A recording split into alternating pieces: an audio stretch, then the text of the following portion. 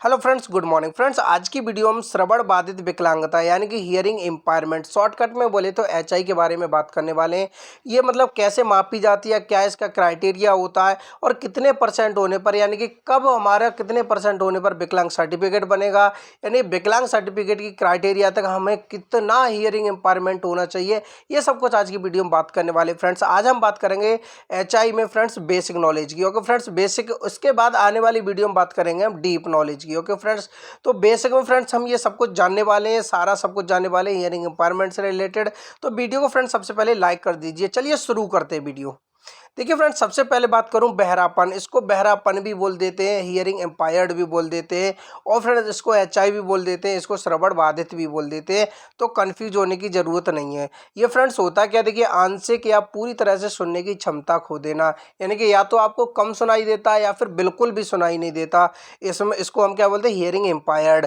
बहरापन आमतौर पर आंतरिक कान या नस की क्षति से होता है, यानी कि कभी कभी क्या होता है, हमारे कान में चोट लग जाती है, यानी कि फ्रेंड्स या जन्मजात होता है, लेकिन आम तौर पर आंतरिक कान यानी कि जो हमारा कान है उसके बाहरी पार्ट में नहीं, इंटरनल पार्ट में, अंदर के पार्ट में, यानी कि जो कान की नसें होती हैं उनमें प्रॉब्लम आ जाती है, कोई प्रॉब्लम हो जाती है, चोट लग जाती है। उस कंडीशन में या किसी जन्मजात कारण से, यानी कि या तो जन्म से ही होता है किसी न किसी कारण से, या फिर फ्रेंड चोट लग गई आपको बाद में, या फिर कोई बीमारी हुई जिसकी वजह से उस बीमारी का आपको साइड इफेक्ट हुआ और वो कान को प्रॉब्लम कर गया, जिससे आपको सुनाई देना कम हो गया या फिर सुनाई देना बिल्कुल बंद हो गया। ओके, कुछ खास दवाओं या कुछ ऐसी दवाइयाँ आपने खाई किसी भी बीमारी से रिलेटेड, जिससे फ्रेंड्स क्या हो गया, आपका जो हियरिंग इम्पायर्ड है फ्रेंड्स, ये एक अलग लेवल पे आ गया, यानी कि आपका जो सुनने की क्षमता थी वो डाउन हो गई या बिल्कुल ख़त्म हो गई।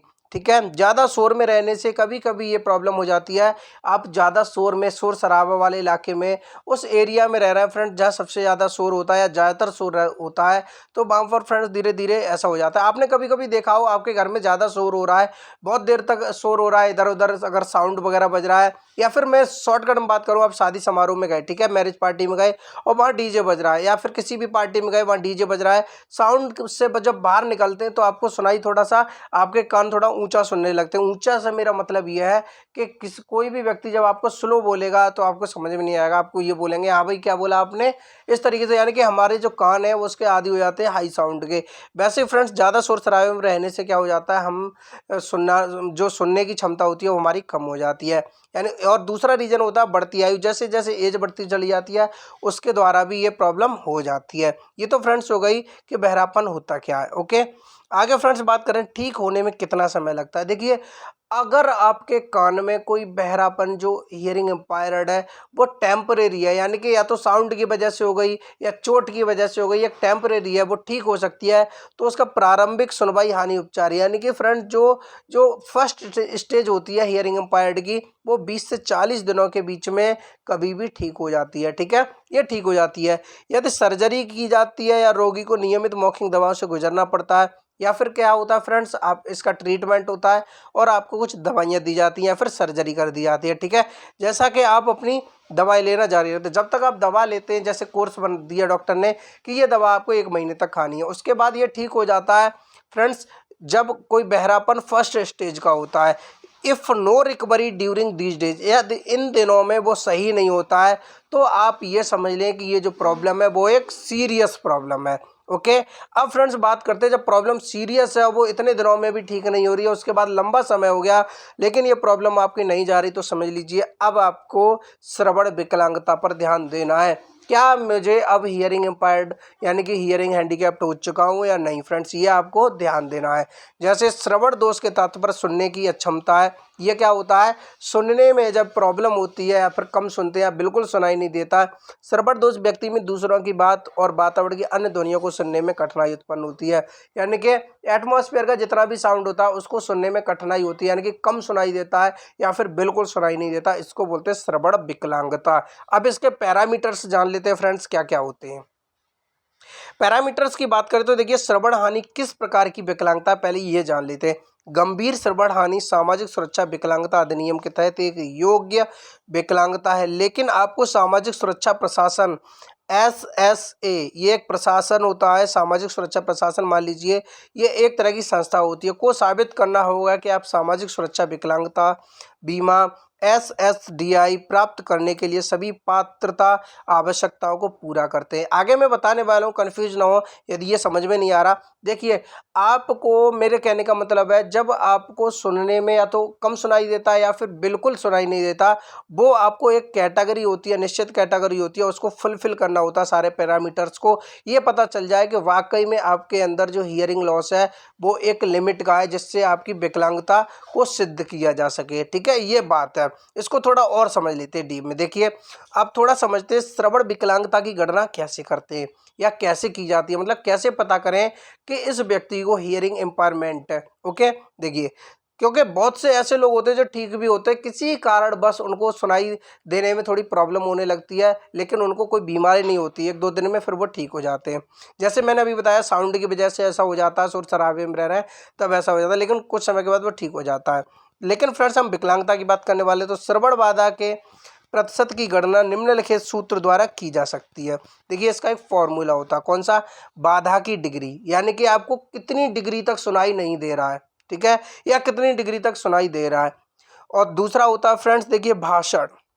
भाषण यानी कि आप कोई कुछ बोल रहा है आपसे और आपको कितना सुनाई दे रहा है ना, कितना आप बोल पा रहे हैं, और बोलने के साथ साथ आप कितनी जल्दी उसको कैच कर पा रहे हैं, सुन पा रहे हैं बात को।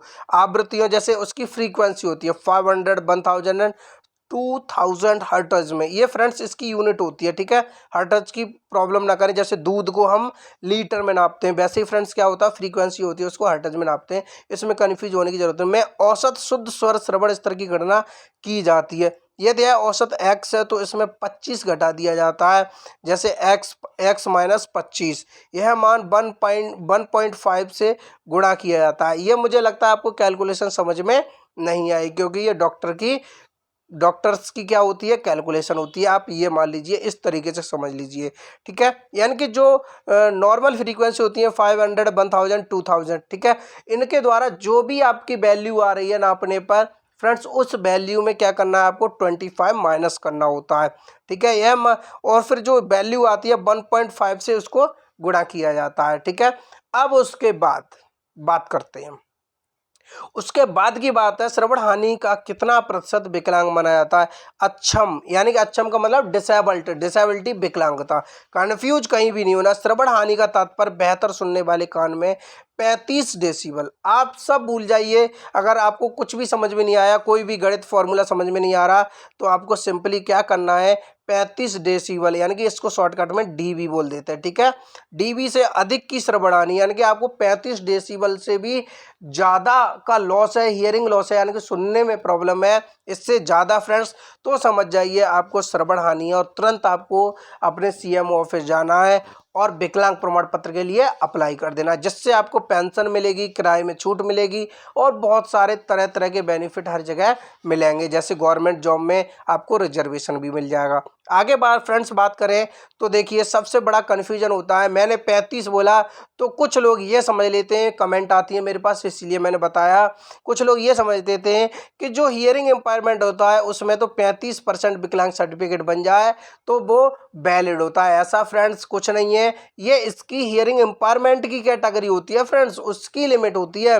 आपका जो विकलांग सर्टिफिकेट है उससे मतलब नहीं होता। रिजर्व डिसेबिलिटी तो मिनिमम 40% ही होती है, यानी कि आपको 35 डेसिबल से भी अधिक का हियरिंग इम्पायरमेंट है, लॉस है फ्रेंड्स, उस कंडीशन में फ्रेंड्स आपका जो विकलांग सर्टिफिकेट है वो 40% या फिर इससे ज़्यादा का बना दिया जाता है। ठीक है फ्रेंड्स, तो फिर भी आपको चाहे कितना भी डेसिबल है, फिर 35 से ज़्यादा तो उतनी परसेंट यहाँ बढ़ जाएगी। आपको मिनिमम क्या है, 35 या इससे ज़्यादा का हियरिंग इम्पायरमेंट होना चाहिए। उस कंडीशन में आपका 40% या फिर इससे थोड़ा बहुत ज़्यादा का विकलांग सर्टिफिकेट बन जाता है। यानी कि चाहे हियरिंग इम्पायरमेंट हो, चाहे फ्रेंड्स दृष्टिबाधित हो आप, चाहे OH हो, चाहे HI हो फ्रेंड्स, कुल मिला के आपका जो विकलांग प्रमाण पत्र है वो मिनिमम 40% का ही होना चाहिए, तभी आप किसी भी बेनिफिट का फ़ायदा उठा सकते हैं। ओके फ्रेंड्स, तो उम्मीद करता हूँ वीडियो आपको पसंद आई है फ्रेंड्स। ये थोड़ा बेसिक नॉलेज थी। आने वाली वीडियोज में फ्रेंड्स और स्टडी करूँगा, उसके बाद मैं फ्रेंड्स आपको डीप नॉलेज दूंगा इससे रिलेटेड। मिलता हूँ फ्रेंड्स नई इन्फॉर्मेशन, नई फ्रेंड्स वीडियो के साथ। तब तक के लिए बाय बाय। वीडियो तुरंत लाइक कर दीजिए।